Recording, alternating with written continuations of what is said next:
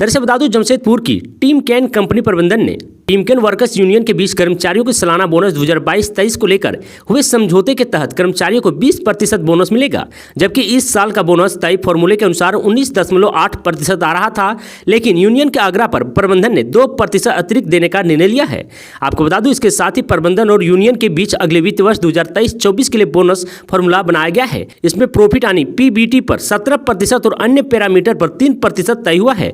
Bonus समझौते के अनुसार कर्मचारियों को अधिकतम 1,30,000 रुपये और न्यूनतम 92,000 रुपये बोनस की राशि मिलेगी। आपको बता दूं, सितंबर माह की सैलरी के साथ कर्मचारियों के बैंक अकाउंट में बोनस की राशि भेज दी जाएगी। आपको बता दूं, 20% बोनस मिलने से कर्मचारियों में हर्ष का माहौल है। समझौते के बाद कर्मचारियों ने यूनियन के पदाधिकारियों का जोरदार स्वागत किया। वहीं आपको बता दो, टिमकेन वर्कर्स यूनियन के अध्यक्ष आस्तिक महतो, महामंत्री विजय यादव ने 20% सालाना बोनस देने के लिए प्रबंधन के प्रति आभार व्यक्त किया है और कर्मचारियों को बोनस की राशि अच्छी जगह निवेश करने की सलाह दी है। झारखंड में डॉक्टर की हड़ताल खत्म, शुरू हुई OPD सेवाएं, पुलिस ने आरोपियों को किया गिरफ्तार। ऐसे बता दूं, डॉक्टर की हड़ताल खत्म हो चुकी है। डॉक्टरों की हड़ताल से अस्पताल में सन्नाटा पसरा हुआ था, लेकिन हड़ताल समाप्त होते ही अस्पताल में रौनक सी लौट गई है। बता दें कि सुबह 6 बजे से ही राज्य भर के 15,000 से ज्यादा सरकारी और गैर सरकारी डॉक्टर का हड़ताल जारी था। डॉक्टर MGM जमशेदपुर के शिशु रोग विशेषज्ञ डॉक्टर कमलेश उरांव के साथ हुए मारपीट की घटना का विरोध कर रहे थे। साथ ही मेडिकल सेवाएं बंद थी, केवल इमरजेंसी सेवाएं ही खुली थी। आपको बता दूं, घटना के आरोपी को गिरफ्तार कर लिए जाने के बाद IM ने हड़ताल को वापस ले लिया है। सिविल जज का फॉर्म भरने के लिए हाईकोर्ट ने 1 और सप्ताह का दिया समय, वहीं आयु सीमा की भी मांग। दरअसल बता दूं, सिविल जज जूनियर डिवीजन नियुक्ति परीक्षा में 35 वर्ष से अधिक आयु वालों को फॉर्म भरने के लिए हाईकोर्ट ने और 1 सप्ताह का समय दिया है। वहीं ज्ञान रंजन सहदेव एवं अन्य की याचिका पर सुनवाई करते हुए चीफ जस्टिस संजय कुमार मिश्रा और जस्टिस आनंद सेन की अदालत ने यह छूट प्रदान की गई है। आपको बता दूं, पहले ही 21 सितंबर तक आवेदन लेने का निर्देश हाईकोर्ट ने JPSC को दिया था। वहीं गुरुवार को प्रार्थियों की ओर से 1 सप्ताह का और समय देने का आग्रह अदालत ने किया था, जिसे अदालत ने स्वीकार कर लिया। पूर्व में इस मामले की सुनवाई करते हुए हाईकोर्ट ने नियुक्ति परीक्षा में 35 वर्ष अधिक की उम्र वालों को फॉर्म भरने की अंतिम निर्देश दिया था।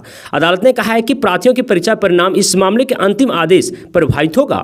वहीं बता दें, फॉर्म भरने की छूट सिर्फ उन्हीं लोगों को मिलेगी जिन्होंने हाईकोर्ट में याचिका दायर कर कहा है कि राज्य में सिविल जज जूनियर डिवीजन की अंतिम परीक्षा वर्ष 2018 में ली गई थी। इस बार जब विज्ञापन निकाला गया तो उम्र सीमा का निर्धारित जनवरी 2023 से किया गया है।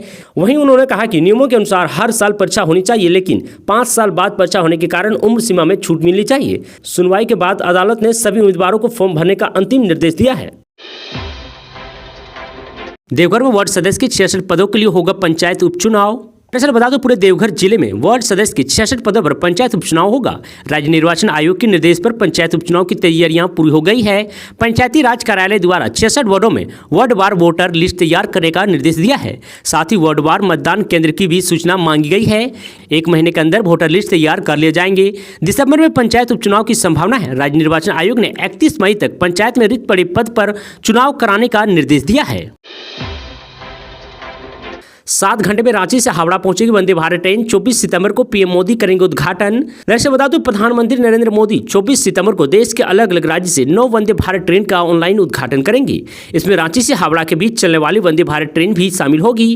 चेन्नई कोच फैक्ट्री के दक्षिण पूर्व रेलवे को इस ट्रेन के लिए 8 रैंक भी आवंटित कर दिए गए हैं। साथ ही द पूर्व रेलवे मुख्यालय की ओर से इस ट्रेन के लिए रूट भी तय कर लिया गया है। आपको बता दूं, द पूर्व रेलवे के महाप्रबंधक अनिल कुमार मिश्रा ने बताया कि रांची हावड़ा वंदे भारत ट्रेन रांची से रवाना होगी और मुरी, झालदा, पुरलिया, चांडिल, टाटानगर, घाटीशिला, झाड़ग्राम व खड़गपुर होते हुए हावड़ा जाएगी। आपको बता दें, पहले दिन ट्रेन का ट्रायल दोपहर 12:45 पर निर्धारित किया गया है। फिलहाल नियमित रूप से परिचालन के लिए ट्रेन की समय सारणी का निर्धारण अभी नहीं हुआ है। झारखंड के एल्युमिनियम फैक्ट्री में भीषण विस्फोट, 2 लोगों की मौत। दरअसल बता दूं, झारखंड के हजारीबाग जिले में एक एल्युमिनियम फैक्ट्री में भीषण विस्फोट हो गया। यह कटमक दाग थाना क्षेत्र की घटना है।